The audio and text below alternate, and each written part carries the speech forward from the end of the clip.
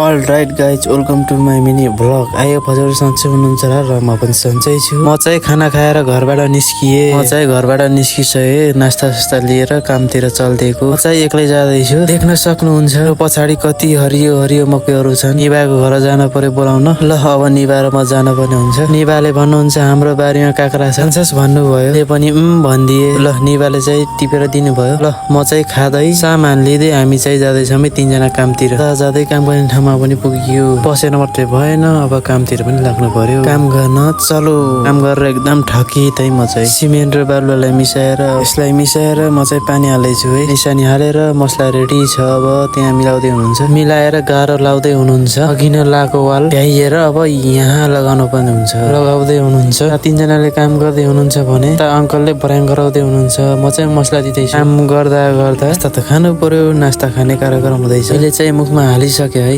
निबा बाजेहरूले नास्ता खाएर आराम गर्दै हुनुहुन्छ। म चाहिँ अझैसम्म खाँदैछु है। अब चाहिँ काम गर्न चलो। ल यो मसलालाई भर्याङ मुनि प्लास्टर गर्ने। यहाँ है प्लास्टर गर्ने। भर्याङ मुनि प्लास्टर भइरहेछ। म चाहिँ एकछिन आराम गर्दैछु। 5 पनि बजिसकेको रहेछ। यो कोको कोला खाना पनि हुन्छ चट्ट लागेर। त दुईजना दाइहरू रक्सी खानुहुन्छ भने हामी तीनजनाले कोको कोला खाएर पनि सकियो। अब घर चल्दिएको।